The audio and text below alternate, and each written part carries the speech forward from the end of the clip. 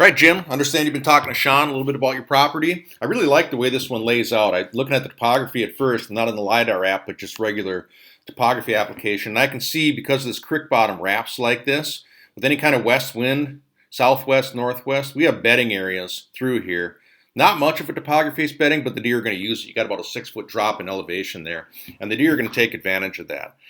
So that's very, very important to know when we do the planning here. When I jump in here, you said there's bedding back here. I don't know what was in there. I know there's some good bedding right up here for a north wind too, but I'll take your word for it. Bedding there could just be an edge of the swamp bedding down here. One thing that really jumps out at me on this property is when we look at the agriculture, almost all of it, if you have desirable row crops over here to the east, that's where our deer are going to spend the nighttime hours. Even if they venture over here or venture over here, if they sleep on us, or if some of these deer that sleep on the county land, that's where they're going to be going and spending the night. Some might slip over here, depending on what's planted too. Much harder to get to. I would focus with your access on these row crops over here for September, October.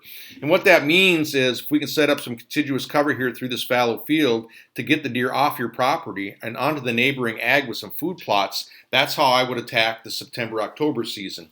We also have some dead ground in here on the neighbors, so we might have some access through here to put up some more feed, possibility up here if we want to, and that will kind of cover where we're going to do the food. Now, that means we have the rest of our property, all the wooded part of the property, to bed these deer.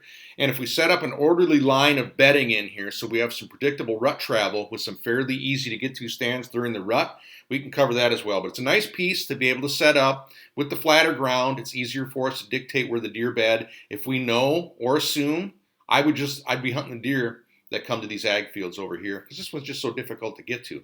So we'll set up a bed to feed pattern based around this and your access, and then put the bedding improvements into spots that make the bucks take a certain line of movement to travel downwind of those does that we've been feeding in September and October and leaving alone, and we could have some very predictable rut activity too. So if you want some help with this, I'd love to help you lay out this plan. A pretty easy one to do. We've got some great tools in the toolbox to make it work for you, and if you want some more help, talk to Sean. But this one will work out nice. This is a nice piece of property to be able to work with here, I'll be honest.